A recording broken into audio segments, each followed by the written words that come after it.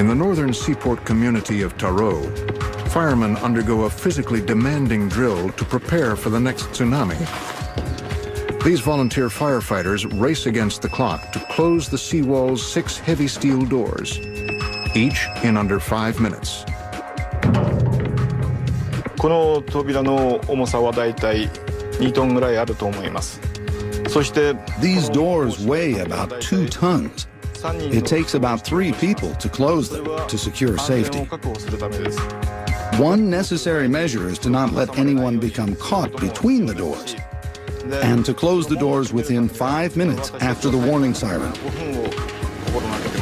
If we can do it within 5 minutes, we can evacuate safely. The system isn't perfect. In order to close the doors, one fireman must remain outside the protective sea barrier. In the event of a real tsunami, that person must run up a flight of stairs to the top of the retaining wall before being overtaken by the killer waves. Well, this wall is supposed to prevent waves from coming into the city, but I do not believe that it can give us 100% safety. In case of tsunamis, the safest thing to do is to evacuate to the higher ground. That would be a perfect plan.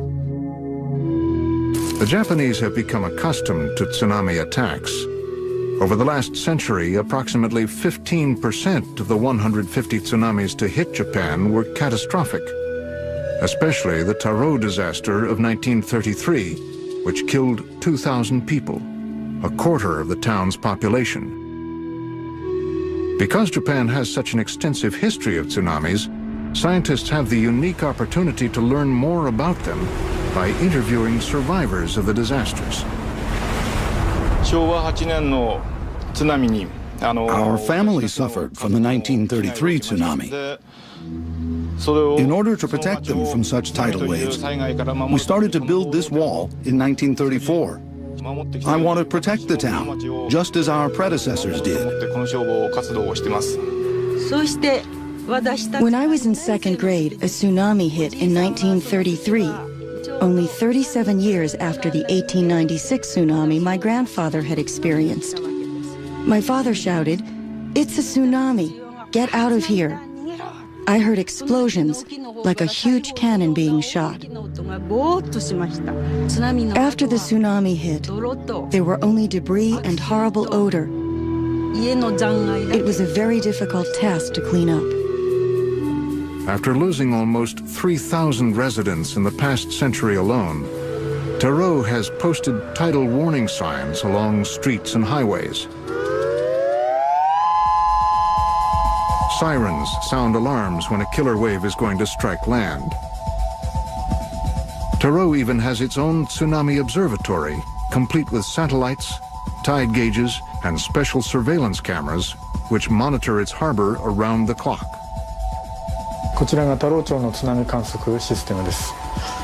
Here is Taro's tsunami observation system.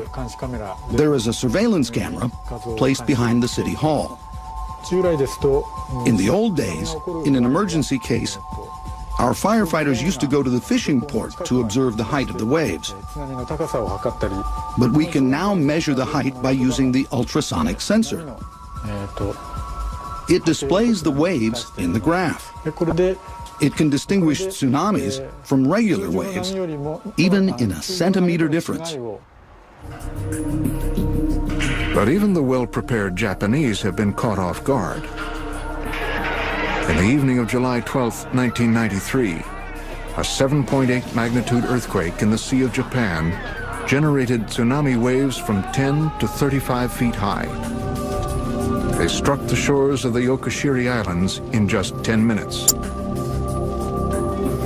More than 220 lives were lost that night. Scientists from NOAA in Seattle, Washington, traveled to Okushiri to assess the damage.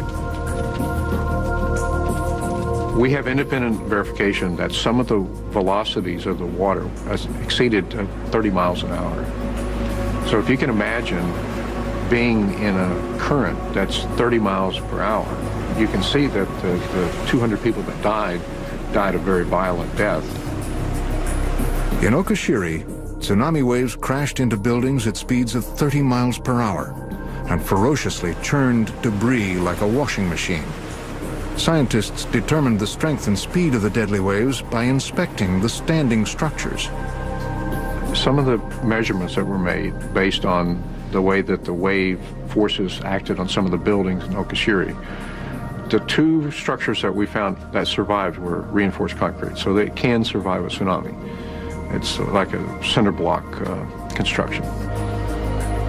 The miles of imposing concrete walls still provide the best comfort zone for the citizens of Taro. But can a seawall shield the community from all future tsunamis? The Japanese have built walls to keep back the tsunami waves. But if you look at the history of these, they're usually built for the last tsunami. And if the next tsunami is a few feet higher, it comes right over the top of these walls. Now we have a wonderful wall and have evacuation routes. But what if we have a bigger tsunami that could go over the wall? Truly, I still have concerns. To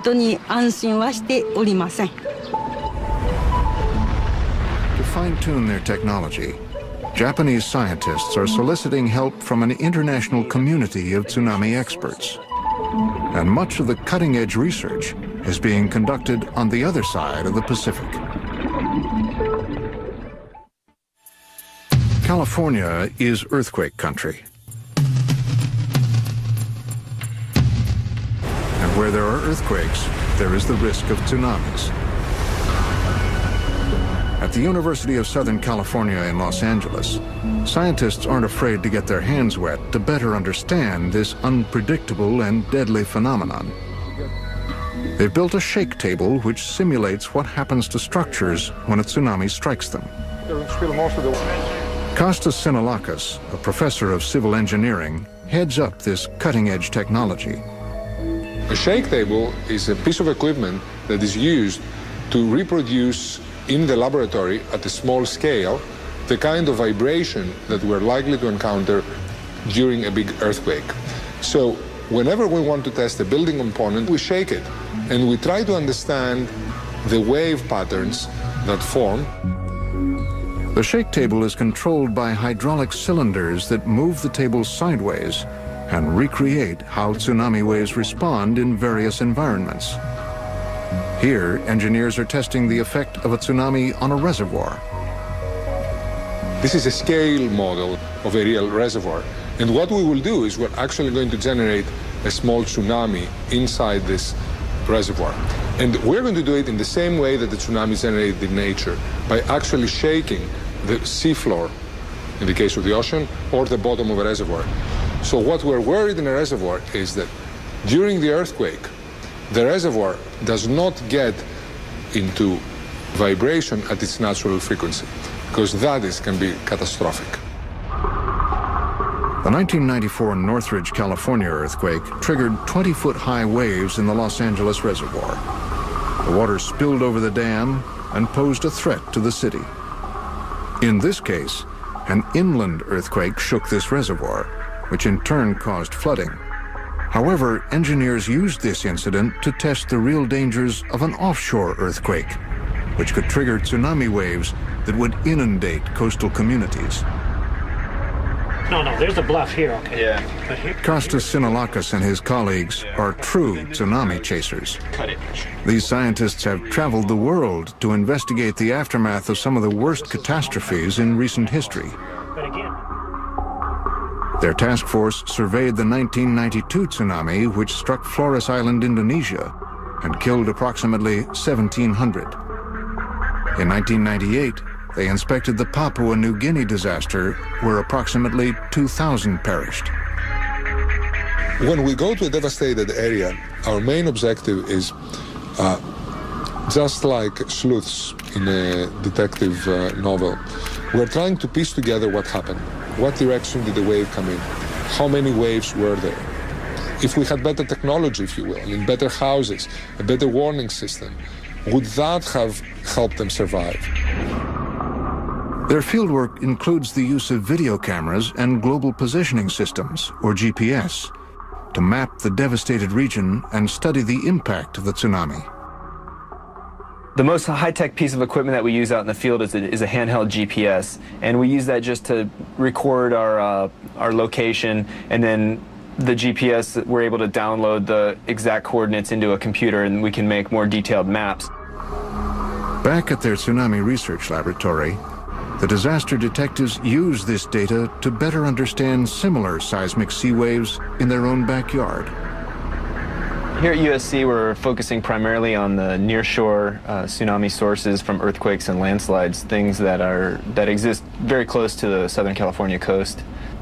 Offshore of Southern California, there's not only earthquake sources of tsunamis, but there's potential landslide sources of tsunamis. This animation shows a landslide tsunami being generated offshore of Palos Verdes. The initial generation area of the wave is smaller than the earthquake source, but the wave amplitude is larger, and the wave propagation is similar in that the wave heights are focused and amplified into the harbor areas and along certain sections of the coast. California has experienced, on average, 1 to 2 major tsunamis each century. In May of 2003, the scientists at USC made headlines warning about the dangers of tsunamis. Their data predicts that a magnitude 6.5 or greater earthquake or underwater landslide off the coast of Southern California could produce 8-foot waves in the ports of Los Angeles and Long Beach. I've been trying for over 20 years to convince seismologists and others that there is a local tsunami hazard in Southern California. Only the past 10 years, maybe less, have people started to take it seriously. Just like on land, we have a lot of mountains and valleys. That continues under the ocean here in Southern California. That is a result of faulting and earthquakes. And when earthquakes and faults push the seafloor up or down, we generate tsunamis. How great is a tsunami threat to Southern California? The question has spawned a new field of underwater paleoseismology, which studies prehistoric earthquakes on the ocean floor and determines whether they have triggered tsunamis in the past. Scientists are beginning to investigate this undersea frontier using submersibles, the kinds used to discover sunken ships like the Titanic. This video, taken off the coast of Southern California, reveals fault scarps, areas where the seafloor has literally been lifted up by prehistoric earthquakes. On the submersible on Alvin, for example, there are sampling instruments. We have little tubes, maybe that long, about 3 feet long, a few inches in diameter, that we can push into the mud at the bottom to take samples to get an idea of how recent that earthquake may have been. We also obviously have cameras, video cameras, still cameras. We can use magnetometers, measure the magnetic field, which gives us an idea about the structure under the ocean. There's great hope because of all this new technology. As technology marches forward on land and undersea, scientists hope to one day have the proper tools to accurately predict tsunamis. Since tsunamis don't occur with regularity, it's difficult to get the proper funding to study them. But scientific data has proven that tsunamis are a real threat, and therefore worth the research and money. At USC, scientists believe a major tsunami will strike the shores of Southern California in the near future. The question I often asked is when we're due for the next tsunami. I would say there is better than 50% chance that we're going to get a tsunami in the next 50 years. We will see one within our own lifetimes. I have sometimes the fantasy of actually being on the beach when the tsunami comes in, and I've looked at hundreds of computer models of tsunamis. I mean, I've read a lot of papers on tsunamis, and yes, I